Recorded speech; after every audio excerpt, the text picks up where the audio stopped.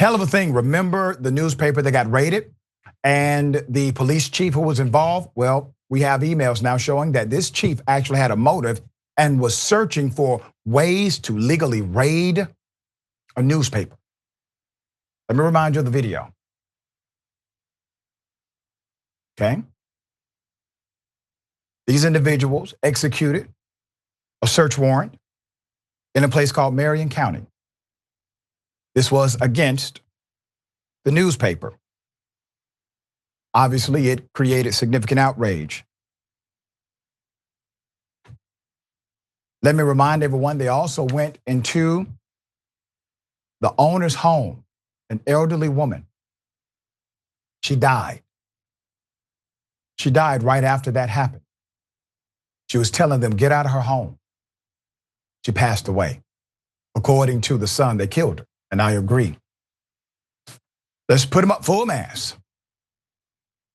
Hell of a story. The Messenger has now obtained emails exposing the Marion County Police Chief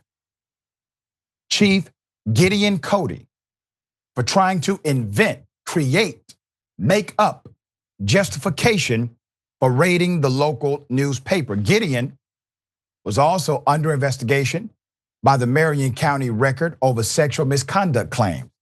You see, now the pieces of the puzzle are actually starting to fit. There's more. Let's put her up.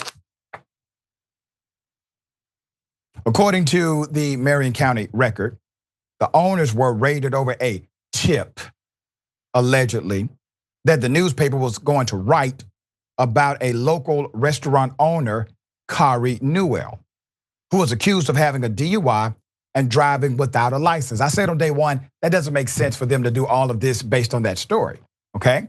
The newspaper did not write the story, but reporters used the Kansas Department of Revenue website to confirm information about the accusations. The Kansas Reflector explained, the KDR website is public.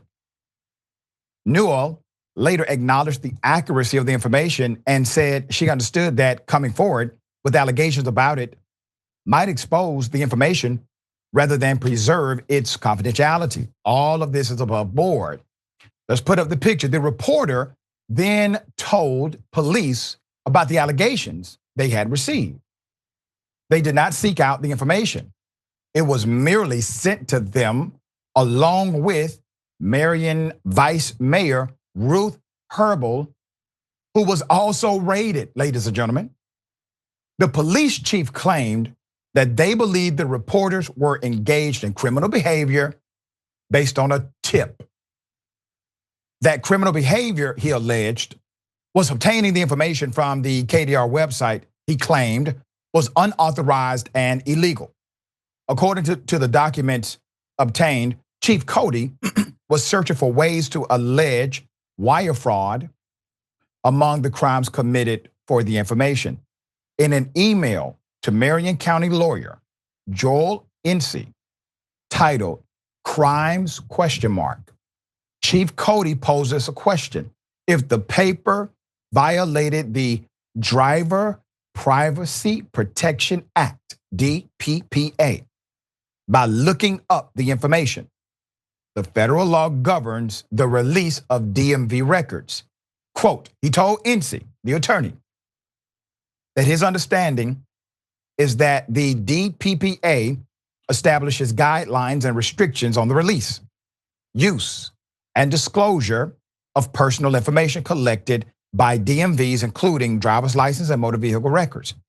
And that, in his interpretation, the newspaper might have committed wire fraud by entering the business owner's information into the website, accessing her records, and selecting an incorrect answer when asked for the verification of your eligibility to receive the requested records, said the Messenger report.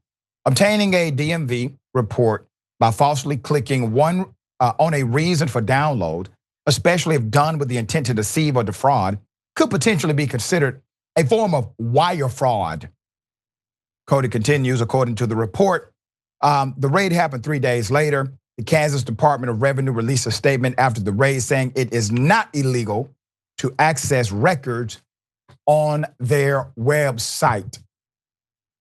Hey, Chief, I don't know if your attorney told you this, but when you click that button, it does not require that you swear and affirm under penalty of perjury. It's not an affidavit, which means there's no sworn statement. It's basically an office policy. I'm sure they explained that to you. You went forward with the raid anyway.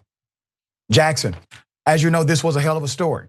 They decided to raid everybody over what they considered to be protecting a potential source. It was insane. The reason of it was insane. Now that I look at the rest of the puzzle here, I think this man was looking for information about himself. That sounds like something definitely in terms of him retroactively trying to explain himself, whether it's this situation or anything else. When people go back and try to find a reason why they did things and then change it up and look, then you know they full of it. Yeah. So I mean, at the end of the day, this guy in this department got caught red-handed doing things that they weren't supposed to do. And as you pointed out, what are you really looking for? What are you really trying to cover up? So, I guess it's good that nobody got hurt. Well, no, that's not, because no one got shot, but she ended up dying. You know what I'm saying?